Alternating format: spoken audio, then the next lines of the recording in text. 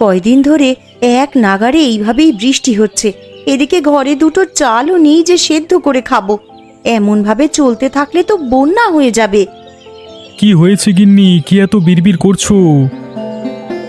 যেভাবে বৃষ্টি শুরু হয়েছে এমন হলে তুমি মাছ ধরতে বেরোবে কি করে গো? আর মাছ না ধরা হলে সংসার চলবে কি করে? ঘরে যে কিচ্ছুটি নেই। আরে আমিও তো সেটাই ভাবছি গিন্নি, এভাবে বর্ষা বাদলা চলতে থাকলে তো না খেয়ে মরতে হবে আমাদের সবাইকে। কাল বিল থেকে দুটো কলমি লতা তুলে এনেছিলাম, কাল কিছুটা রান্না করেছি আর আজকের জন্য রেখেছি, কিন্তু ঘরে যে কোনো চাল নেই যে রান্না করব। আশেপাশে দুই এক বাড়িতে গিয়ে একটু খোঁজ নিয়ে দেখো। আজকে আকাশটা মেঘলা হয়ে আছে কিন্তু বৃষ্টি শুরু হয়নি এখনো। এর মধ্যে নদীতে গিয়ে জাল ফেলে দেখি মাছ পাওয়া যায় কিনা। আশেপাশে আর কার বাড়িতে যাব? সবারই তো একই অবস্থা। বৃষ্টির চোটে কেউ তো এই কয়দিন ঘর থেকে বের হতে পারেনি। তাহলে তুমি দুটো গমের আটার রুটি বানাও গিন্নি। আজকের রাতটা না হয় আমরা আটার রুটি আর কলমি ডাঁটা সেদ্ধকেই থাকবো। সে না হয় করলাম, কিন্তু যেভাবে বৃষ্টি শুরু হয়েছে বানের জল ভেসে আসা শুরু হলে তো বন্যা হয়ে যাবে গো। তখনকার জন্যে ঘরে তো কিছু শুকনো খাবার মজুদ রাখতে হবে। সেটাও তো আমিও বুঝতে পারছি, এভাবে চলতে থাকলে তো বন্যা হয়ে গেলে না খেয়ে মরবে। আমাকে আমার জালটা এনে দাও তো দেখি। আকাশ ভালো থাকতে থাকতে মাছ ধরতে বেরিয়ে পড়ি। ঘরে শুকনো মুড়ি আছে, দুটো চিবিয়ে যাও, না হলে পরে আবার খিদে লাগবে। না না, এখন আর কিছু খাবো না। দেখি কয়টা মাছ পেলে বাজারে নিয়ে বিক্রি করব। ওই টাকায় চাল আর কিছু সবজি নিয়ে আসা যায় কিনা দেখি। রান্নাঘরে দেখো, একটা ব্যাগের ভিতরে জাল রাখা আছে, সেখান থেকে জাল আর মাছ রাখার পাত্রটা নিয়ে যাও। ঠিক আছে, আমি তবে বের হলাম গিন্নি। সাবধানে যেও।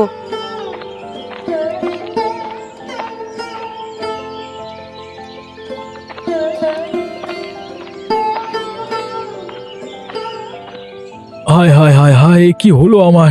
জমিতে যে জল জমতে শুরু করেছে। কিছুদিন হলো কেবল ধান তুলেছি, এখন জল জমলে যে আর গাছগুলো বাঁচবে না, সব জলের নিচে পচবে।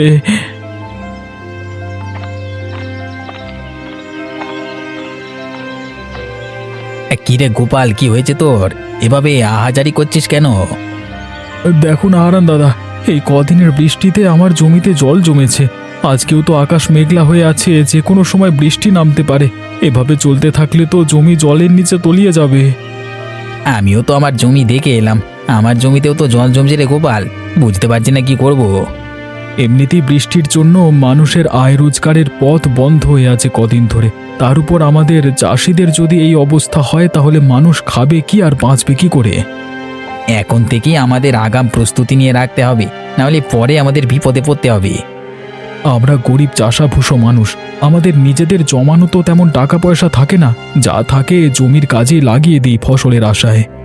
তা তুই ঠিকই বলেছিস গোপাল, আমরা তো ফসলের আশায় কত কি বিসর্জন দিই, আর শেষকালে যদি ফসলের এমন হাল দেখি তাহলে তো আমাদের আর চাষবাস করবার ইচ্ছেটাই মরে যাবে।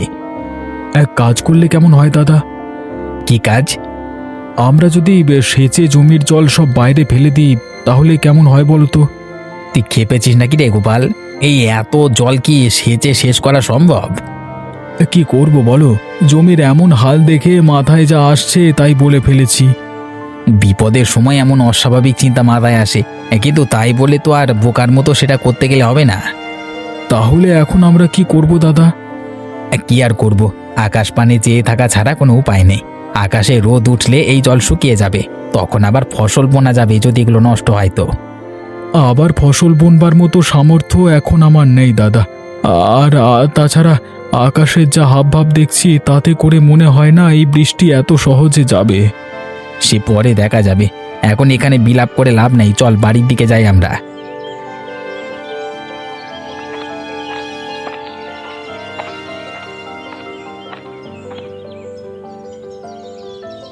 একটু সুযোগ পেলেই হলো, এই মেয়ে কাদামাটি নিয়ে খেলতে বসে যাবে। জামা কাপড় ময়লা হলে আজ তোর কপালে দুঃখ আছে ননি, এই আমি বলে দিলাম। আমার একটু খেলাধুলো তোমার সহ্য কেন হয় না বলো তো মা? তোর খেলাধুলো আমার সহ্য হবে কি করে? খেলা করতে গেলেই তো জামা কাপড়ে কাদামাটি মাখিয়ে আসিস। এই বৃষ্টি বাদলার দিনে আমি জামা কাপড় শুকাতে দেবো কোথায়? পরপর এত দিন বৃষ্টিতে আমি দুদণ্ড বাইরে বেরোতে পারিনি, আর কতক্ষণ আমাকে ঘরবন্দি হয়ে থাকতে বলছো তুমি? এই মেয়ের চোপা দিন দিন বেড়েই চলেছে। দিন দিন বড় হচ্ছিস আর আদব কায়দা সব ভুলতে বসেছিস দেখছি। মা, ও মা, আমার না খুব খিদে পেয়েছে, আমাকে কিছু খেতে দাও না মা।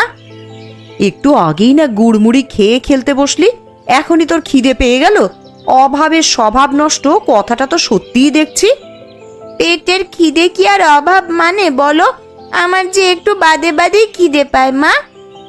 গুড় মুড়ি যা ছিল সব তো খেয়ে সাবার করেছিস একাই। এখন তোকে আর কি খেতে দিই বলতো? ঘরে কিচ্ছুটি রাখার উপায় নেই তোর জন্যে। খাবার দেখলেই কখন খেয়ে শেষ করবি সেই চিন্তা তোর। এখন আমার খুব খিদে পেয়েছে, আমায় কি খেতে দেবে দাও। রান্নাঘরে পান্তা ভাত রাখা আছে তোর বাবার জন্য, সেখান থেকে কিছু ভাত নিয়ে খা, আর বাকিটুকু তোর বাবার জন্য রেখে দে। পান্তা ভাত কি দিয়ে খাবো মা? তরকারি কি কিছু আছে? না, পেঁয়াজ আর লঙ্কা দিয়ে ডোলে খা। দুপুরে কচু ঘন্ট করে দেবো খন। শুধু পেঁয়াজ আর লঙ্কা দিয়ে কি ভাত খাওয়া যায় নাকি? তুমি আমাকে অন্য কিছু বানিয়ে দাও না মা। ঘরে আর কিচ্ছু নেই রে মা, এখন পান্তা ভাত খা। একটু বাদেই তো আবার দুপুরের রান্না বসাবো। রান্না হয়ে গেলে তখন আবার গরম গরম ভাত খাস। ঠিক আছে মা, তাই দাও তবে আমাকে। তুই রান্নাঘরে গিয়ে নিজে নিয়ে খা না, আমি দেখি কচুগুলো কেটে ফেলি। আর সাবধানে যাস, উঠানে আবার পা পিছলে পড়লে কিন্তু ব্যথা পাবি।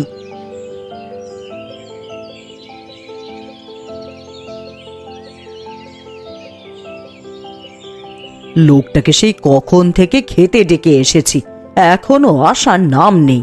আর এইদিকে যে খাবারগুলো সব ঠান্ডা হয়ে যাচ্ছে। কই গো, সকালের খাবার খাওয়া লাগবে না নাকি তোমার?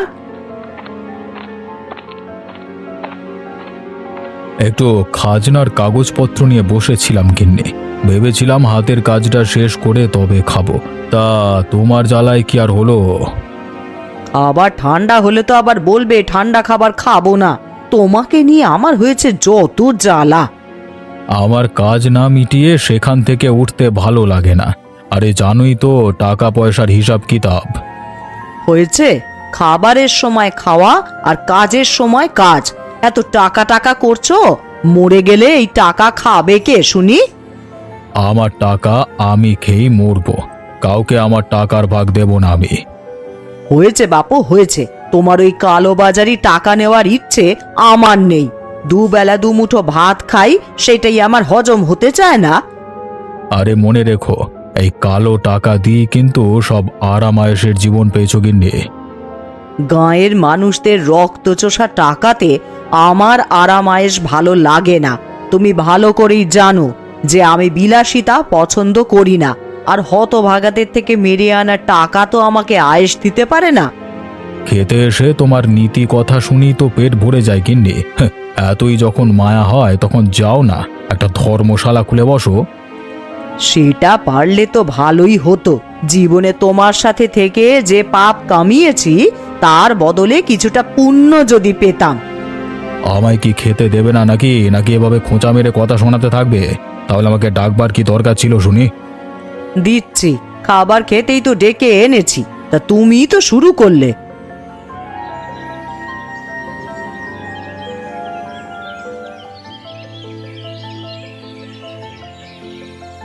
ননি, ও ননি, একবার এদিকে আয় তো মা।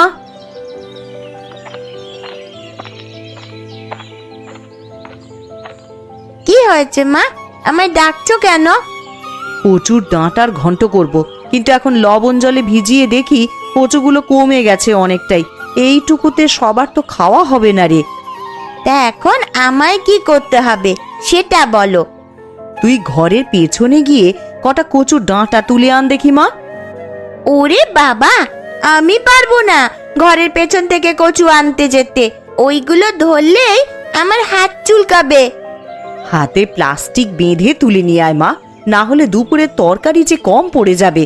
বিকেলে আবার গয়া পিসির বাড়িতে যাব, তখন পিসির জন্য তো একটু কচু ঘন্টের তরকারি নিয়ে যাব ভেবেছি। গয়া দিদার বাড়িতে যাবে মা? হ্যাঁ রে মা, অনেক দিন হলো পিসির দেখা নেই, তাই ভাবছি একবার গিয়ে দেখা করে আসি। বেশ, তাহলে আমিও যাব। আমি এক্ষুনি কচুর ডাঁটা তুলে আনছি মা।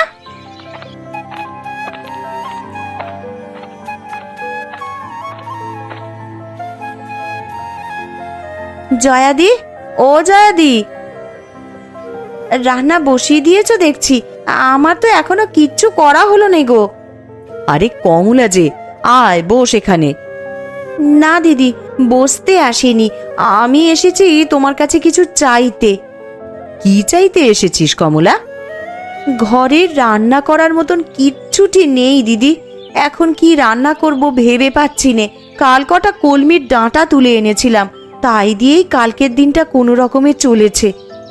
আমার ঘরেও তেমন কিছু নেই রে কমলা। এই দেখ না, ননিকে ঘরের পেছনের জমি থেকে কটা কচুর ডাঁটা তুলে আনতে বলেছি। আমাকে আজকের চাল দেবে দিদি? আমি কাল আবার দিয়ে যাব তোমায়। ওমা, থাকলে কেন দেব না? ওইখানে চালের মটকা থেকে চাল নিয়ে যা তুই। উনি রাতের চাল নিয়ে এলেই আমি কাল সকালেই চাল ফিরিয়ে দিয়ে যাব তোমায়। সেসব নিয়ে তোকে ভাবতে হবে না, এখন চাল নিয়ে গিয়ে রান্না বসা যা, না হলে ঠাকুরপো বাড়ি এলে কি খেতে দিবি? ঠিক আছে দিদি।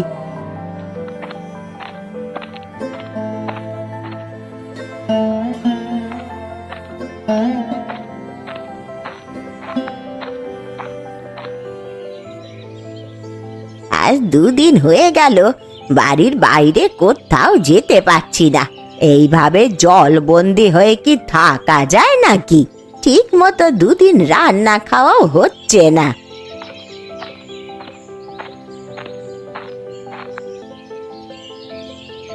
এ কি গো পিসি, তোমার বাড়িতে যে বানের জল উঠেছে, সারা উঠোন তো জলে ভরে গেছে গো। এই জন্যই বুঝি দিদার দেখা নেই আজ কদিন ধরে। ওরে তোরা আস্তে আস্তে আয় এদিকে, দেখে শুনে পা ফেলিস, আবার উঠানে পা পিছলে জলে পড়ে যাস নে তোরা। তা এইভাবে জলবন্দি হয়ে আছো, আমাদের একটা খবর দিলেও তো পারতে পিসি। খবর দেব কি করে লছুরি? দেখতে পাচ্ছিস নে জলে আমার উঠোন একেবারে ডুবে আছে। এই হাঁটু জলে নেমে আমি এখন তোদের খবর দিতে যাব? খবর না দিলে আমরা কিছুই জানতে পারবো না তো। এখন তোমার জন্যে কচু ঘন্ট নিয়ে এলাম বলেই না দেখতে পেলাম, না হলে তো আমরা জানতেও পারতাম না দিদা। তা তোরা আমায় কেমন ভালোবাসিস তা আমার জানা হয়ে গেছে। দুটো দিন পার হয়ে গেল আর তোরা এখন এসেছিস আমার সাথে দেখা করতে। কি করব পিসি, দেখলেই তো এই 2 দিন কেমন টানা বৃষ্টি হলো। আকাশের ভাব ভালো দেখছি না গো, সন্ধ্যায় খুব বৃষ্টি হবে বলে মনে হচ্ছে। আরো বৃষ্টি হলে তো এবার জল ঘরে উঠে যাবে দিদা, তখন তুমি থাকবে কোথায়? এই বুড়ির আর কে আছে যে দেখে রাখবে? বানের জলে ভেসেই না হয় চলে যাব কোথাও। ছি ছি পিসি, এসব কথা কখনো মুখেও আনবে না। আমরা সবাই আছি তোমার পাশে। আবহাওয়া বেশি ভালো দেখছি না, তুমি বরং আমাদের সাথে আমাদের বাড়িতে চলো পিসি। হ্যাঁ দিদা, আমাদের সাথে চলো। এই বিপদে তোমাকে একা রেখে যেতে পারবো না আমরা। তা বেশ, তোরা যখন এত করে বলছিস তবে তাই চল।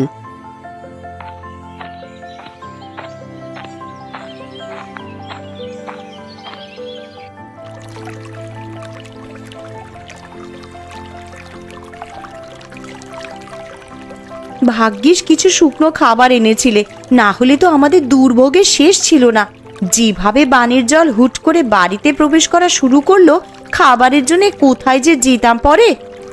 জল বেড়ে যাচ্ছে দেখি তো দরকারি জিনিসপত্র নিয়ে বাড়ির চালায় উঠে এলাম, না হলে আর উঁচু জায়গা পেতাম না।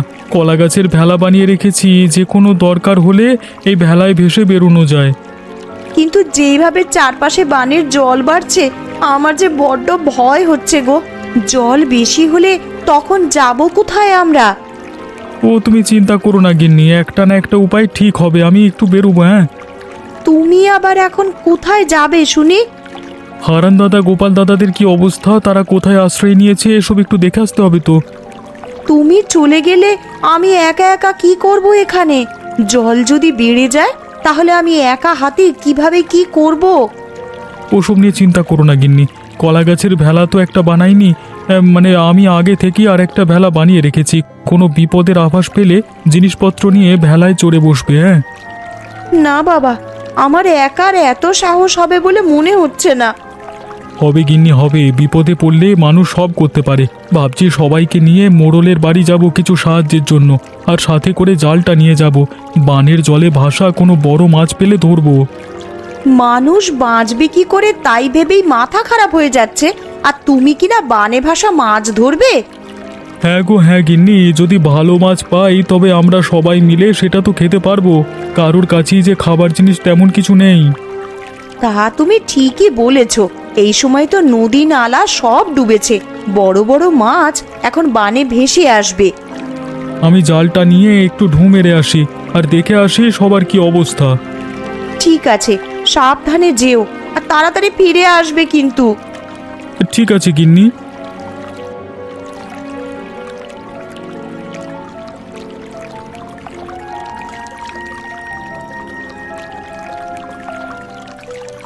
একদিনের মধ্যেই কত জল উঠে গেছে।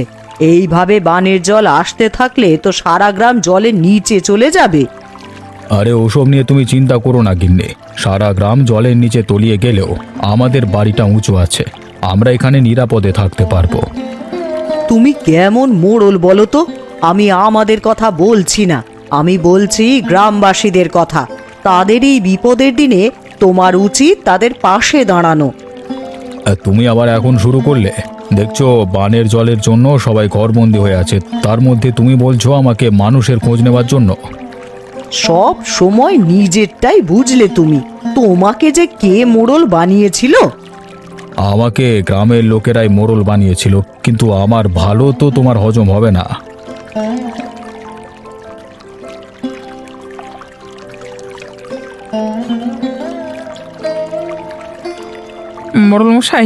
মোড়লমশাই বাড়িতে আছেন নাকি? একবার বাইরে আসুন তো, আমরা সবাই আপনার সাথে কিছু পরামর্শের জন্য এসেছি। আমি দোতলার ওপরে এখানে, গোপাল তোমরা ওপরে তাকাও। আপনি আমাদেরকে একটু সাহায্য করুন না বাবু, না হলে তো সবাই না খেয়ে মারা পড়বো। কি সাহায্য করবো আমি তোমাদের? আপনার কোষাগার থেকে যদি আমাদের কিছু চাল এবং আঠা দিয়ে সাহায্য করতেন, তবে সবাই পেটের খিদে নিবারণ করতে পারতাম। আমার কোষাগারে যা খাদ্যশস্য জমানো আছে সেগুলো তো আমার ব্যবহারের জন্য জমানো আছে, সেখান থেকে তোদের দিলে আমি চলবো কি করে? কিন্তু আমরা যে সবাই খুব দুর্দশার মধ্যে দিয়ে যাচ্ছি বাবু। আমার ঘরে চাল নেই, তরকারি নেই, শুকনো মুড়ি চিবিয়ে দিন কাটাচ্ছি। ওই ঢের ভালো তোদের জন্য, আমি সেভাবে কিছু দিতে পারবো না তোদের, নিজেরটা নিজেরাই জোগাড় করে নে। ঠিক আছে বাবু, আমরা তাহলে আসি এখন।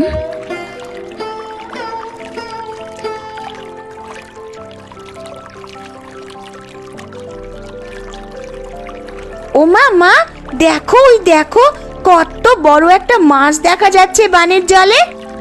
আরে তাই তো রে, এমন বড় মাছ তো আমি আগে কখনো দেখিনি। এটা কি মাছ গো পিসি? দেখে তো মনে হচ্ছে বিশাল একটা কাতলা মাছ হবে এটা। ওই তো বাবারা সবাই চলে এসেছে।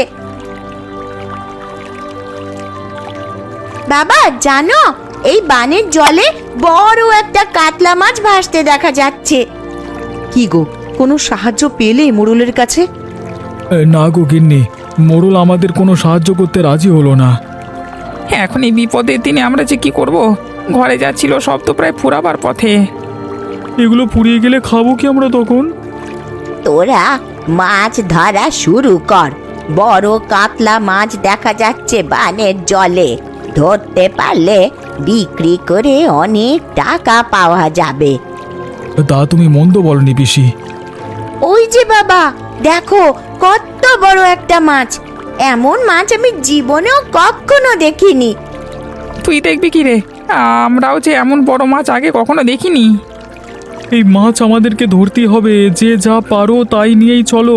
আমরা মাছটা ধরবার চেষ্টা করি, আর আমার কাছে জাল আছে। তবে চলো মাছটার পিছু করি।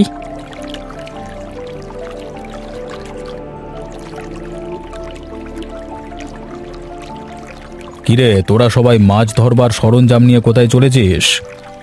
আগে মোড়ল মশাই, বানের জলে এক বড় কাতলা মাছ ভেসে উঠেছে একটু পর পর। তাই আমরা সবাই সেটা ধরতে বেরিয়েছি। ওই তো মাছটা আবার ভেসে উঠেছে। আরে সত্যি তো, মাছটা যে অনেক বড় দেখছি। আমি এর আগে এমন বড় মাছ কখনো দেখিনি গো। কুবের, তুই জাল ফেল, আমরা বল্লম ছুঁড়ে মারি, দেখি কোনোভাবে মাছটাকে ধরা যায় কিনা। ধরা যাবে মানে? এক্ষুনি ধরে ফেলবো, আমি এই জাল ফেললাম।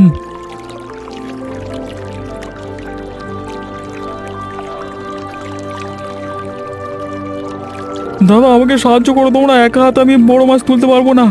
মাছটা জালে আটকা পড়ে লাফালাফি করছে। হ্যাঁ হ্যাঁ, আমরা সাহায্য করছি তোকে। মাছটা তো অনেক বড় রে কুবের, এটা নিয়ে শহরের মুখে হাটে বিক্রি করে আয়, অনেক দাম পাবি তাহলে। না না, এই মাছ আমি বিক্রি করব না বাবু, এই মাছে সবার অধিকার আছে। সবাই এই মাছ দেখেছে, আমি একা এটা করতে পারবো না, তাই আমি এটা ভাগ করে নেব সবার সাথে। মোড়ল মশাইকেও তার ভাগেরটা আমরা এখানেই দিয়ে যাব। দেখলে দেখলে তো ওরা কেমন ভালো মানুষ।